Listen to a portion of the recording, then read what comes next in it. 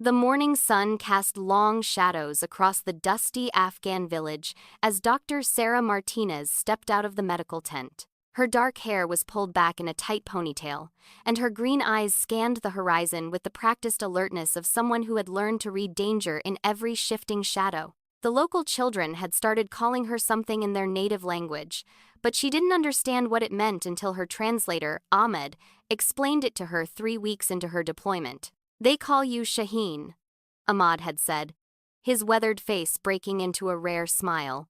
"It means Falcon. They say you see everything, miss nothing." Sarah had laughed it off at the time, thinking it was just the children's way of being friendly. She was a trauma surgeon with Doctors Without Borders, deployed to this remote outpost in the Kunar province to provide medical care to civilians caught in the crossfire of an endless conflict. Her official mission was simple: save lives, regardless of which side they fought for. But after 6 months in this forgotten corner of Afghanistan, she had begun to understand why the villagers watched her with such respect, and why even the hardened soldiers at the nearby American base had started using that nickname. The truth was, Sarah did see everything. It wasn't just her medical training that made her observant. Though 15 years of emergency surgery had certainly sharpened her ability to process information quickly under pressure, there was something else, something she had never talked about with her colleagues or even acknowledged to herself until she arrived in this place where survival depended on reading the subtle signs that others missed. She could predict attacks before they happened, not through any supernatural ability, but through a combination of pattern recognition, situational awareness, and an intuitive understanding of human behavior that she had been developing since childhood. Growing up as the daughter of a Marine Corps colonel, she had absorbed lessons about tactics and threat assessment around the family dinner table. Her father had never intended to train her as a soldier, but his stories about battlefield awareness and the importance of reading terrain and people had shaped the way she processed information. In medical school, professors had marveled at her ability to diagnose complex cases that stumped more experienced doctors. She could see connections between symptoms that others missed, could sense when a patient was holding back crucial information, and could identify life-threatening conditions in their earliest stages. Her colleagues attributed it to natural talent and exceptional training, but Sarah knew it was something more fundamental. She saw patterns where others saw chaos. The talent had served her well in trauma centers across the United States, where she had built a reputation as one of the most skilled emergency surgeons on the East Coast. Hospital administrators competed to recruit her, and medical journals published papers analyzing her innovative techniques. But after 12 years of saving lives in sterile operating rooms, she had felt a growing restlessness that she couldn't explain. The work was important and challenging, but something was missing. The opportunity to join Doctors Without Borders had appeared at exactly the right moment. Sarah's marriage had ended 2 years earlier.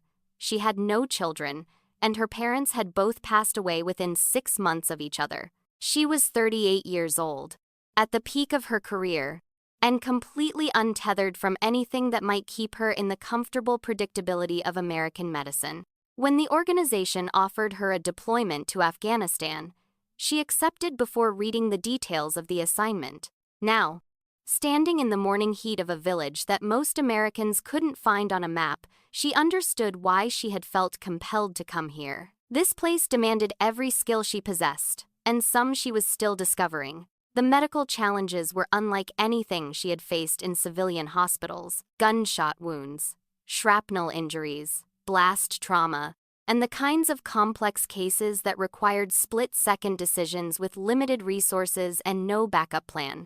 But it was more than the medicine that had awakened something in her. The environment itself had triggered a heightened state of awareness that she had never experienced before. Every sound, every movement, every change in the behavior of the people around her registered with crystal clarity. She found herself cataloging details that her conscious mind hadn't even noticed. The way conversations stopped when certain vehicles passed by, which villagers avoided eye contact with the American soldiers, how the local children's play patterns changed in the hours before trouble arrived. 3 days earlier, she had been treating a young boy with a broken arm when she noticed something that made her stomach tighten with anxiety. The usual sounds of the village had subtly shifted. Conversations were quieter, mothers were keeping their children closer, and the old men who normally sat outside the tea shop had disappeared. She couldn't articulate exactly what was different, but every instinct screamed that something was wrong. She had mentioned her concerns to Captain Rodriguez, the American officer who served as liaison between the medical team and the nearby military base. He was a good soldier, competent and experienced, but he had dismissed her observations as the product of stress and unfamiliarity with local customs. "Doc, these people are always nervous," he had said. "They've been living with war for 20 years. You're reading too much into normal behavior." 6 hours later, insurgents had attacked the village market with mortars and small arms fire. 12 civilians were wounded, 3 killed. Sarah spent the night in surgery, saving the lives of people who might have been safely somewhere else if anyone had listened to her warning. The next morning, Captain Rodriguez had approached her with a different kind of respect in his eyes. "How did you know?" he asked simply. Sarah had struggled to explain. "I don't know exactly. Things felt different. The rhythms were off. You need to trust that instinct," he told her. "And I need to learn to listen to it." Word of the incident had spread quickly through the small American military presence in the region. Soldiers started paying attention when Dr. Martinez mentioned that something felt wrong. Her accuracy rate in predicting trouble was becoming legendary, and her nickname was evolving from a term of endearment used by village children to a call sign that carried weight with military personnel. The villagers had their own explanation for her abilities. According to local folklore, some people were born with the spirit of the hunting falcon, blessed with the ability to see prey and predators from great distances and to strike with perfect timing. The village elder, a man named Hassan who claimed to be nearly 90 years old, had taken to seeking her out for conversations about the subtle signs that preceded violence. "The falcon does not think about seeing," he told her one evening as they shared tea outside the medical tent. "The falcon simply sees. This is a gift from Allah, but it is also a responsibility." Sarah wasn't religious, and she certainly didn't believe in mystical explanations for what she was convinced was simply a highly developed form of pattern recognition. But she couldn't deny that something significant was happening to her in this place. Her senses seemed sharper, her intuition more reliable, and her ability to process complex information more precise than it had ever been. She had started keeping a journal, documenting the specific details that triggered her alerts about potential danger: wind patterns, animal behavior, changes in radio traffic from the nearby base, variations in the timing of the call to prayer, the mood of children playing in the streets. Individually, each factor might be meaningless, but taken together, they formed a picture that her subconscious mind could read like a map. The work was taking its toll, though. The constant state of heightened awareness was exhausting, and the weight of responsibility was growing heavier with each successful prediction. If she could see threats coming, did that make her partially responsible for any harm that befell people when her warnings went unheeded? The question had begun keeping her awake at night, adding to the physical and emotional strain of treating an endless stream of war casualties. Her original 6-month deployment was scheduled to end in 2 weeks, but Doctors Without Borders had asked her to extend for another tour. The medical need was obvious, and her unique ability to anticipate attacks had made her invaluable to both the humanitarian mission and the safety of everyone in the area. But Sarah wasn't sure she could continue carrying this burden. Everything changed on a Tuesday morning when she noticed something different about the radio chatter from the American base. She couldn't hear the actual conversations, but the rhythm of transmissions had shifted in a way that suggested urgent coordination rather than routine communications. At the same time, she observed that Ahmad, her translator, seemed unusually tense and had been making frequent trips to the village center where the elders gathered. By midday, her sense of unease had crystallized into certainty that something significant was about to happen. Not another local attack, but something bigger. The patterns were different this time, suggesting preparation for a major operation rather than defensive measures against incoming threats. She found Captain Rodriguez and shared her observations, expecting him to either dismiss her concerns or acknowledge them with his usual grudging respect. Instead, his reaction surprised her. His face went pale, and he immediately reached for his satellite phone to make a call that he conducted in hushed tones well away from anyone else. When he returned, his expression was grim. "Doc, I need you to pack your essential medical supplies and be ready to move on 30 minutes' notice," he said. "And I mean, ready to move fast and light." "What's happening?" she asked. "Something big. Bigger than anything we've dealt with out here. And apparently, there are some people who want to talk to you about how you knew it was coming." That evening, as Sarah organized her medical kit and wondered what she had gotten herself into, she received an unexpected visitor. A man in civilian clothes approached the medical tent, moving with the fluid confidence of someone accustomed to dangerous environments. He was tall and lean, with the kind of weathered face that spoke of years spent in harsh conditions, and his eyes held the same alertness that she had been developing in herself. "Dr. Martinez?" he said, extending his hand. "My name is Commander James Mitchell. I understand the locals call you Falcon." "That's right," she replied, studying his face and trying to place his accent. American, but with subtle inflections that suggested he had spent significant time in other countries. "And you are?"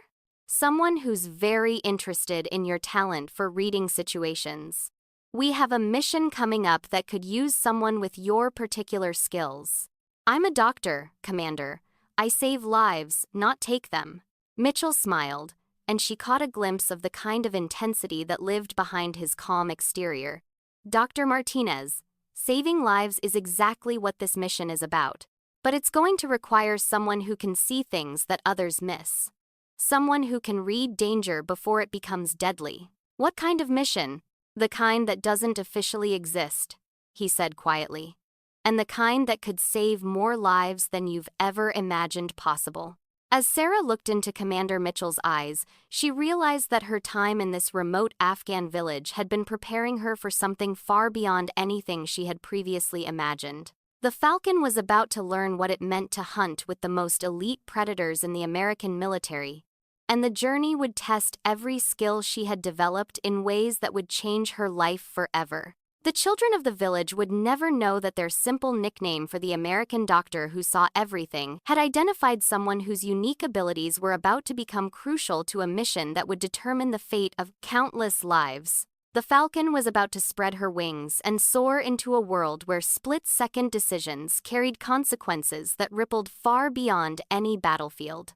The helicopter touched down at Bagram Air Base 48 hours after Commander Mitchell's unexpected visit, carrying Sarah into a world she had only heard about in whispered conversations and classified briefings. The flight from her remote medical station had taken her over landscapes that shifted from mountainous terrain to sprawling military installations, but nothing had prepared her for the intensity of activity at what appeared to be a staging area for operations that existed in the shadows of official military records.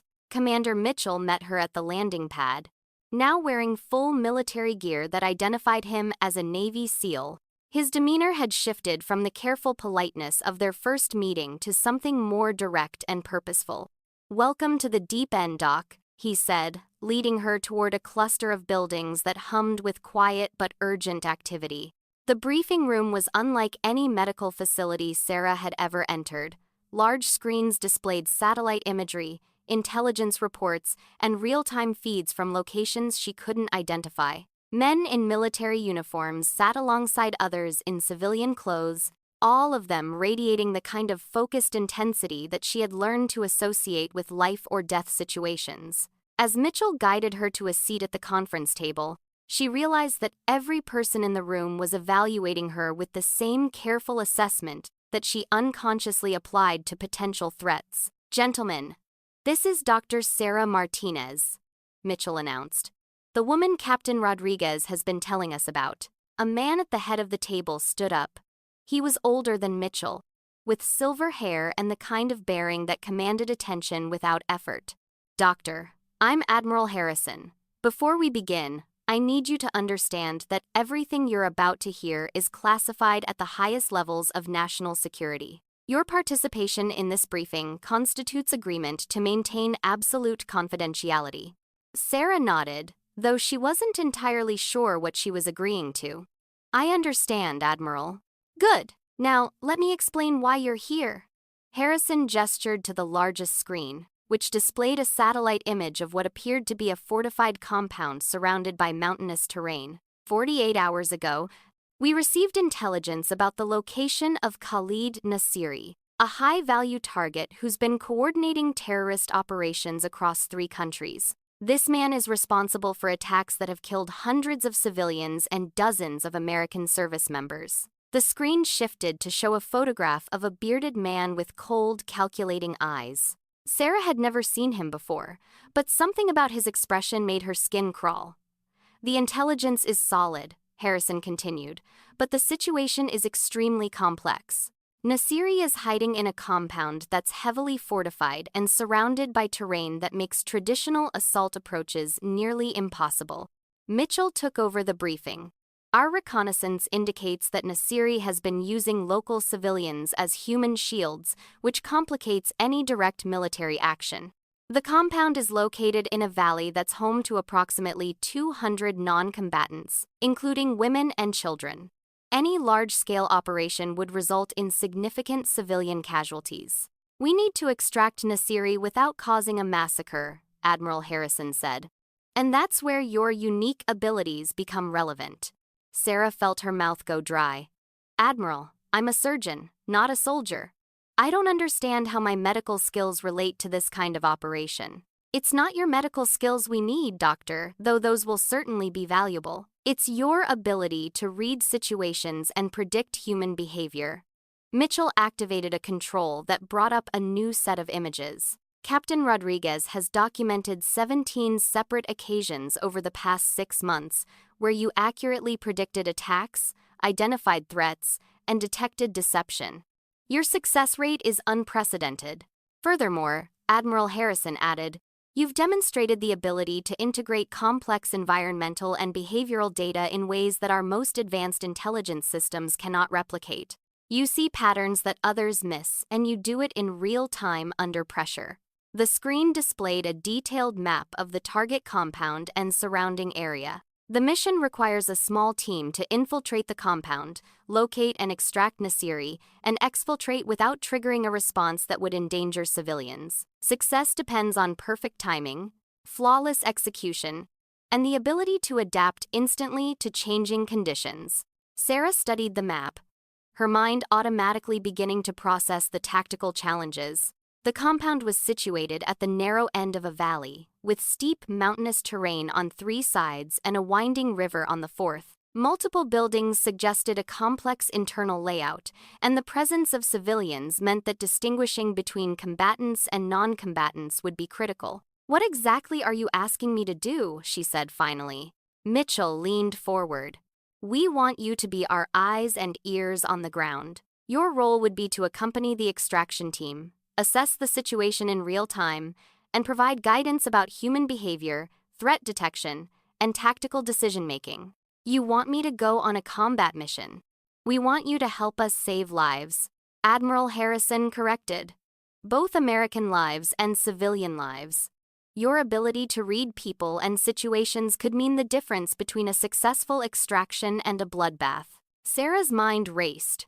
Everything about this request contradicted her training and her commitment to medical neutrality. Doctors Without Borders had strict policies about involvement in military operations, and she had always maintained that her role was to heal, not to participate in activities that might result in harm to others. But as she stared at the satellite images and considered the implications of the mission, she found herself thinking about the children in the Afghan village who had called her Falcon. How many innocent people would die if this operation failed?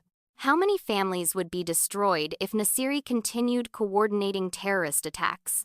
I need to understand exactly what my role would involve, she said. Commander Mitchell activated another screen that showed a detailed timeline. The mission is planned for tomorrow night. The team consists of 6 Navy SEALs, all of them veterans of multiple high-risk operations. Your job would be to observe, assess, and advise. You would not engage in combat activities. but you would need to be prepared for the possibility that the situation could become dangerous quickly. The team has been briefed on your background and your abilities, Admiral Harrison added.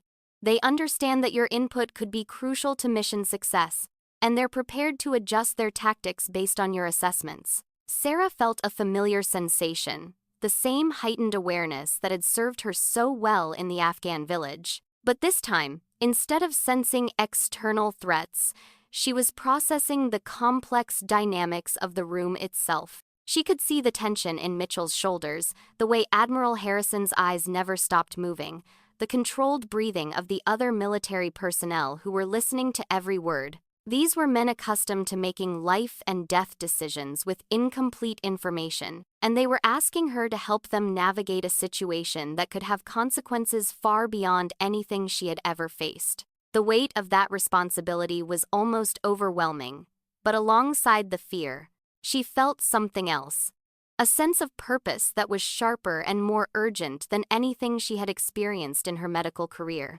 "If I agree to this, what happens afterward?" she asked. "That depends on how the mission goes," Admiral Harrison replied honestly. "If you prove as valuable in the field as we expect, there might be opportunities for additional assignments. But let's focus on tomorrow night first." Sarah closed her eyes for a moment, trying to center herself the way she did before entering surgery on a critically injured patient. When she opened them, her decision had crystallized. "I'll do it." The next 18 hours passed in a blur of preparation that was unlike anything Sarah had ever experienced. The Navy SEAL team introduced themselves with first names only. Marcus, the team leader with steady eyes and a calm voice. Tyler, the communications specialist who seemed to anticipate conversations before they started. Jake, the medic who immediately began working with Sarah to adapt her medical supplies for field conditions. David, the explosives expert whose quiet intensity reminded her of a coiled spring. And Alex, the sniper whose ability to remain motionless for hours at a time was almost supernatural. Each man was a professional at the highest level. But Sarah quickly realized that their skills went far beyond traditional military training. They moved with a fluidity that spoke of countless hours working together, communicated with subtle gestures and expressions that conveyed complex information, and demonstrated the kind of situational awareness that she was still developing in herself. "Doc, the thing you need to understand," Marcus explained during their final briefing, "is that everything changes once we're on the ground. Plans are important, but adaptability is what keeps you alive. We need you to trust your instincts and tell us what you're seeing, even if it doesn't make sense at the time." "What if I'm wrong?" Sarah asked. "Then we'll adjust," Tyler replied. "But based on what we've heard about your track record, being wrong isn't something you need to worry about." The infiltration began at sunset, with the team moving overland through terrain that seemed designed to test every aspect of their training. Sarah had been issued military gear that was lighter and more flexible than anything she had worn before, but moving silently through mountainous terrain in complete darkness required concentration and physical conditioning that pushed her to her limits. As they approached the target area, Sarah found herself slipping into the heightened state of awareness that had become second nature during her time in Afghanistan. Every sound registered with crystal clarity. The whisper of wind through rocky outcroppings, the distant call of night birds, the subtle shift of loose stones under their feet. More importantly, she began to sense the human presence ahead of them with the same intuitive precision that had allowed her to predict attacks in the village. "Marcus," she whispered into her radio microphone, "there's something wrong with the pattern of sentries around the compound." The team leader's voice came back immediately. "Explain."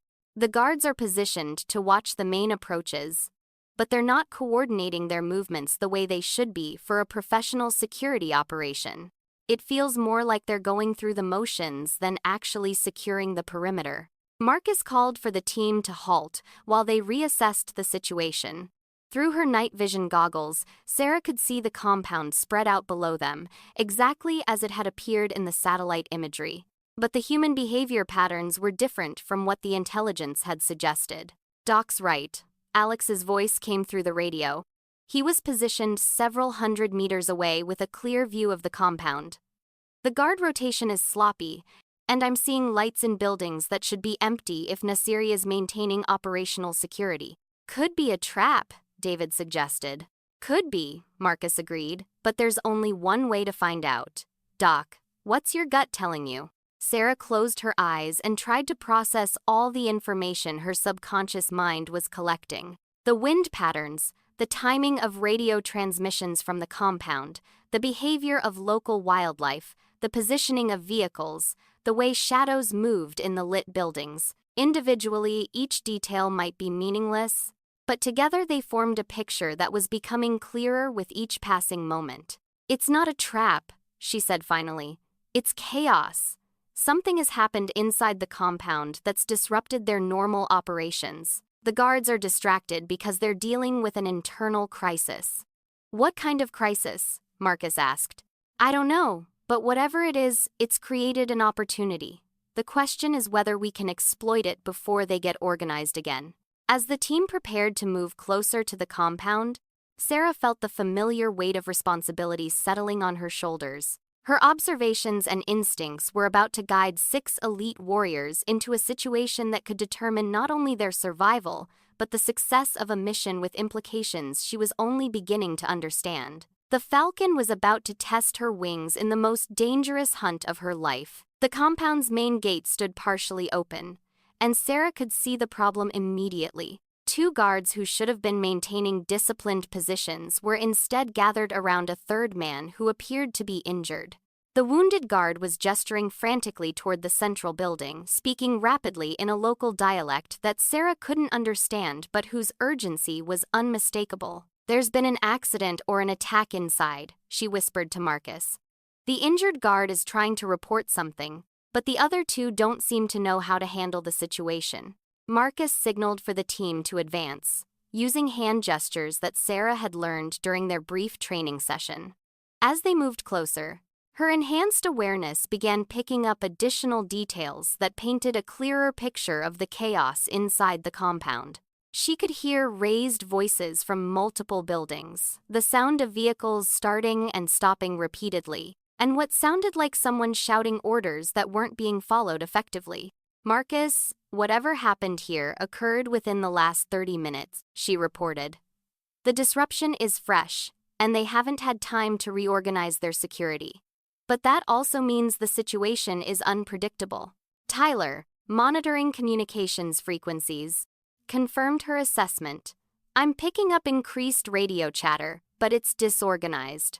Multiple people talking over each other, lots of confusion about who's supposed to be doing what. The team reached the perimeter wall without encountering any organized resistance. The guards at the gate were still focused on their injured colleague, and the normal patrol patterns had completely broken down. Sarah found herself unconsciously cataloging every detail. The way shadows moved in the lit windows, the rhythm of footsteps on concrete floors, the cadence of voices speaking in urgent whispers. Doc, Alex's voice came through the radio from his overwatch position. I'm seeing movement in the central building that suggests panic rather than tactical response. Whatever's happening in there, it's got everyone's attention. Sarah closed her eyes and tried to synthesize all the information flowing through her heightened senses. The compound felt like a disturbed anthill, full of frantic activity that lacked coordination or clear purpose. But underneath the chaos, she sensed something else. Opportunity. The main building, she said suddenly. That's where Nasiri is. And that's where the problem started. Everyone else in the compound is reacting to whatever happened there, which means if we can get inside quickly, we might find him isolated from his normal security. Marcus made the decision to accelerate the timeline. Instead of the carefully planned infiltration that would take hours to execute, he ordered the team to move directly toward the central building while the compound's defenses remained in disarray. It was a calculated risk based entirely on Sarah's reading of the human dynamics inside the fortress. The approach to the main building confirmed her assessment. Guards who should have been manning defensive positions were instead clustered around doorways, engaged in heated conversations about something that had clearly shaken the normal routine. The team moved through shadows and blind spots that existed only because the security personnel were distracted by their internal crisis. Ground floor, eastern window, Sarah whispered as they reached the building's exterior wall. There's someone alone in that room, and based on the deference I'm seeing from others who approach the door, it's someone important. Jake, the team's medic, had been monitoring Sarah's performance throughout the mission with professional interest. How can you tell about the deference? He asked quietly. Body language. The way people approach that door, they pause before knocking, they wait longer for responses, and when they leave, they move differently. It's subtle, but it's consistent with how people behave around authority figures when they're bringing bad news. David positioned charges on the building's main entrance while Tyler and Alex established overwatch positions. Marcus and Jake would accompany Sarah inside, relying on her ability to navigate the human terrain while they handled any physical threats that emerged. The explosion that breached the entrance was precisely calculated to create confusion rather than casualties. In the seconds that followed, Sarah's awareness seemed to expand beyond anything she had experienced before. She could track the movement of every person in the building, predict their likely responses to the intrusion, and identify the path that would take them to their target with minimal resistance. Second floor, northwest corner, she said with absolute certainty. That's where he is, and he's alone except for one bodyguard. They moved through the building like water flowing around obstacles, avoiding confrontations and staying ahead of the confused security response. Sarah guided them through corridors and up staircases with the confidence of someone reading a familiar map, her enhanced perception allowing her to sense threats and opportunities that existed just beyond the range of normal human awareness. When they reached the corridor outside Nasiri's location, Sarah held up her hand to signal a halt. Something was different. The energy in the air had shifted in a way that made every instinct scream danger. It's too quiet, she whispered. The bodyguard should be responding to the commotion downstairs, but he's not moving. Either he's extremely disciplined, or what? Marcus asked. Or he's not there anymore. Jake used a fiber optic camera to look under the door, confirming Sarah's suspicion. The room appeared empty except for one figure seated at a desk with his back to the entrance. No bodyguard was visible, and the man at the desk wasn't reacting to sounds that should have alerted him to their presence. Could be a trap, Marcus said. Sarah studied the scene through the camera feed, her mind processing details that others might miss. No, it's not a trap.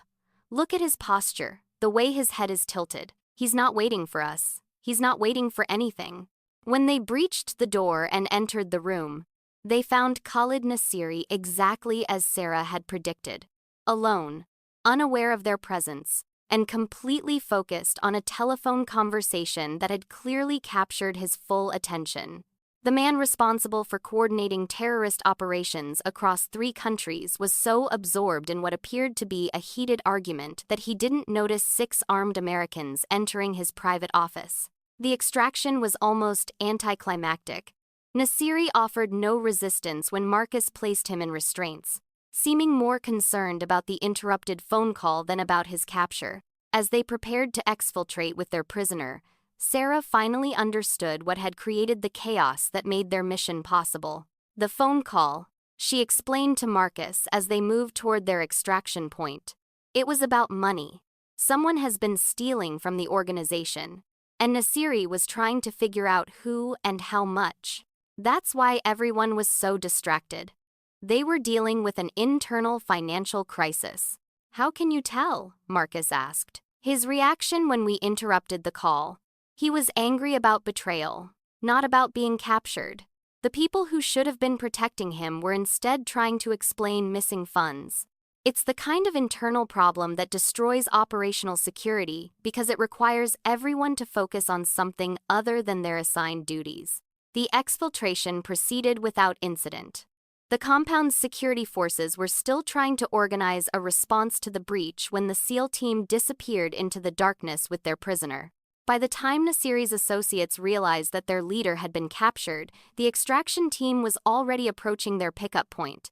During the helicopter flight back to base, Admiral Harrison's voice crackled through the radio. Outstanding work, people. Clean extraction, no casualties, target secured. Sir, Marcus responded, I need to emphasize that mission success was entirely dependent on Dr. Martinez's ability to read the situation. Without her guidance, we would have walked into a heavily defended position. Her real-time assessment of human behavior patterns made the difference between success and disaster. Sarah listened to the praise with mixed emotions. The mission had been successful, and a dangerous terrorist leader was now in custody, but she couldn't escape the feeling that she had crossed a line that would be difficult to uncross. Her medical training had prepared her to save lives, not to participate in operations designed to capture or kill enemies of the state. But as the helicopter carried them away from the mountains of Afghanistan, she found herself thinking about the phone conversation that had distracted Nasiri from his own security. Financial betrayal within a terrorist organization meant that resources intended for attacks against civilians were instead being stolen for personal gain. The chaos created by that betrayal had not only enabled their mission but had probably prevented future terrorist operations that would have cost innocent lives. Back at the base, the debriefing revealed the full scope of what they had accomplished. Nasiri's capture had disrupted a network responsible for attacks that killed hundreds of people each year. The intelligence gathered from his personal communications was already leading to the identification and arrest of other high-value targets across the region. Dr. Martinez, Admiral Harrison said as the formal debriefing concluded, I want you to know that your contribution to this mission represents a new paradigm in special operations. The ability to read human behavior and predict group dynamics in real time is exactly what we need for the challenges we're facing in modern warfare. Admiral, I appreciate the recognition, but I need to understand what this means for my future. I came here as a doctor with Doctors Without Borders. I'm not a soldier, and I'm not sure I want to become one. You don't have to become a soldier, Commander Mitchell interjected. But you could become something more important, a force multiplier that helps soldiers complete their missions while minimizing casualties on all sides. What you did tonight saved American lives, saved civilian lives, and probably prevented dozens of future terrorist attacks. Sarah spent the next 3 days thinking about the choice she was being offered. She could return to her medical mission in Afghanistan, continue saving lives one patient at a time, and pretend that her brief involvement with special operations had been an aberration. Or she could acknowledge that her unique abilities had applications beyond the operating room and explore ways to use those abilities in service of a larger mission. The decision crystallized during a conversation with Jake, the team medic, who had been observing her performance with professional interest. Doc, I've been thinking about what you do, and I think I understand why they call you Falcon, he said. It's not just that you see everything, it's that you see from above. Most of us are looking at situations from ground level, trying to process threats and opportunities that are right in front of us, but you seem to see from a higher perspective. Like you're looking down at the whole landscape and understanding how all the pieces fit together. A falcon's eye view, Sarah mused. Exactly. And that perspective is incredibly valuable when you're trying to navigate complex situations where human behavior determines success or failure. Sarah realized that Jake had identified something she hadn't fully understood about herself. Her enhanced awareness wasn't just about processing sensory information more effectively. It was about seeing patterns and connections from a broader perspective, understanding how individual actions fit into larger systems, and predicting outcomes based on the complex interactions between multiple variables. It was, she realized, a form of intelligence that was perfectly suited to the challenges of modern warfare, where success often depended more on understanding human dynamics than on superior firepower. When Admiral Harrison called her into his office for a final conversation before her return to the field, Sarah had made her decision. Admiral, I'm willing to continue working with special operations teams, but only under specific conditions. I remain a doctor first, committed to saving lives regardless of which side people fight for. Any mission I participate in must have clear humanitarian objectives, and I retain the right to refuse assignments that conflict with my medical ethics. Understood and agreed, Harrison replied immediately. Dr. Martinez, What you've demonstrated over the past week represents capabilities that could revolutionize how we approach high-risk operations. Your ability to read situations and predict human behavior could save countless lives, both American and civilian.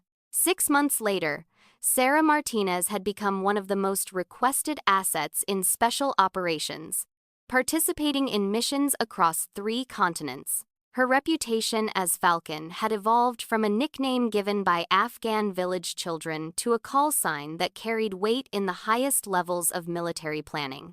She had learned that her gift for seeing patterns and predicting behavior could be applied to hostage rescues, intelligence gathering, and complex operations that required perfect timing and flawless execution. Each mission had reinforced her understanding that saving lives sometimes required participating in activities that existed in the gray areas between medicine and warfare. The children in that remote Afghan village had been more perceptive than they knew when they identified her as a hunting falcon. But they had understood something that took her months to discover. The falcon doesn't hunt for the joy of killing, but for the necessity of survival and the protection of those who cannot protect themselves. As Sarah prepared for her next deployment, she carried with her the knowledge that she had found her true calling. She was still a doctor, still committed to healing and saving lives, but she had also become something more. A guardian who could see threats from above and strike with the precision necessary to protect innocent people from those who would harm them. The Falcon had learned to fly with the most elite hunters in the American military, and together they were making the world a safer place for people who would never know their names or understand their sacrifices. It was, Sarah realized, the most important work she had ever done.